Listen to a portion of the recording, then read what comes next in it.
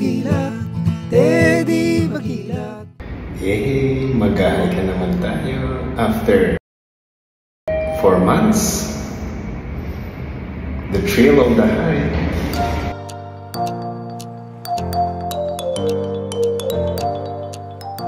Hagiyo! Andito tayo sa Barangay Cuyambay dito sa Tanay Rizal. Jump off point papunta dun sa Nagpatong Rock. Pangalawang beses ko nang mamamasyal sa Nagpatong. Dito nagsimula ang Angat Kalikasan Katutubo Pilipinas. Kaya pupuntahan ulit natin, gugunitain natin yung nangyari 1 year ago dito sa Nagpatong Rock, kung saan nagkita-kita ang mga volunteers para sa kalikasan, para sa katutubong karapatan at nagbuo ng Angat Kalikasan.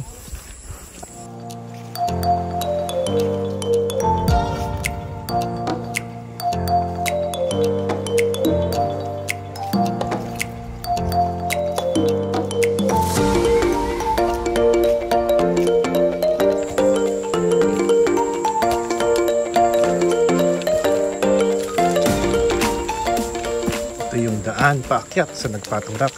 Medyo madulas sa simula, kaya kinakailangan yung sapatos mo.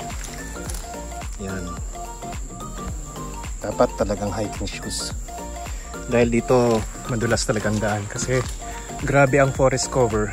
So bihirang tinatamaan ng sunlight. So kahit hindi siya umulan, pero hindi ka agad natutuyo dahil nga dito talaga mahamog rin, no?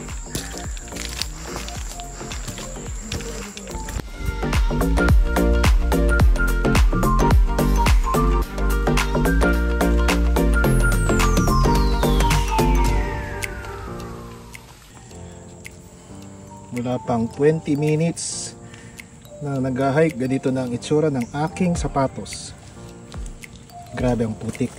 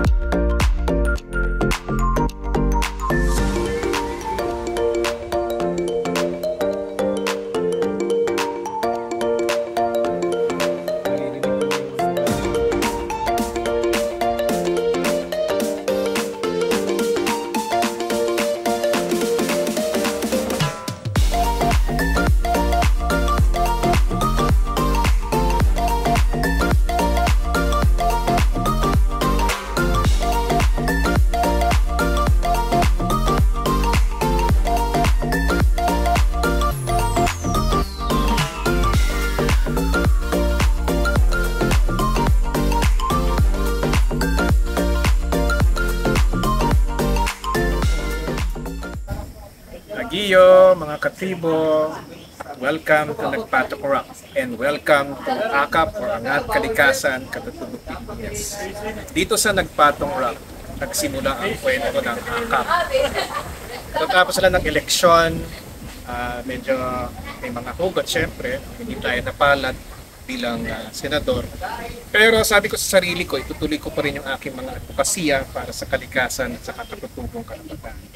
So nag-message lang ako sa Twitter na gusto ko sanang i-meet yung mga volunteers. Tapos kung gusto maglabas ng hugot, doon tayo sa bundok.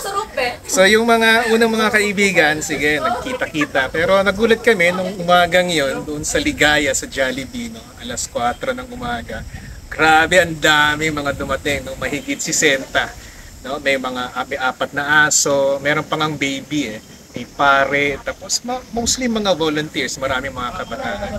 So first time namin nakita-kita doon at inakyat namin ang Nagpatong Rock. Kaya Mother Mountain ng Angat Kalikasan Pilipinas ang Nagpatong Rock. And then after that parang nag-usap-usap na, sige, akyat ulit tayo. So na yung pangalawang akyat na namin sa Mount Mapalad, nako, mahigit 100 ang dumating.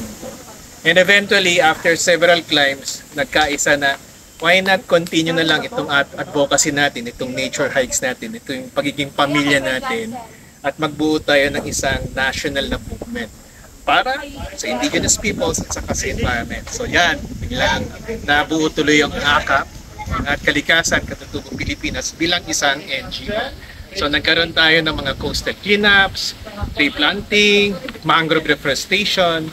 Marami na rin tayong mga kampanya sa Save the Sierra Madre Campaign, Right of Nature Campaign. Tinutulungan rin natin yung mga dumagat remontados dito sa Sierra Madre ay pagtanggol ang kanilang ninunong lupa.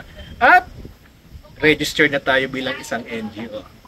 So yan po ang kwento ng Angat Kalikasan, Katutubong Pilipinas. Patuloy po rin ang kanyang kwento. Kaya join na kayo sa aming masayang kwento. Iyo! Kalikasan, katutubo, karapatan, at kaibigan, mga prinsipyo ang gumagabay sa akap na paglalakbay. akap ang ambag ko.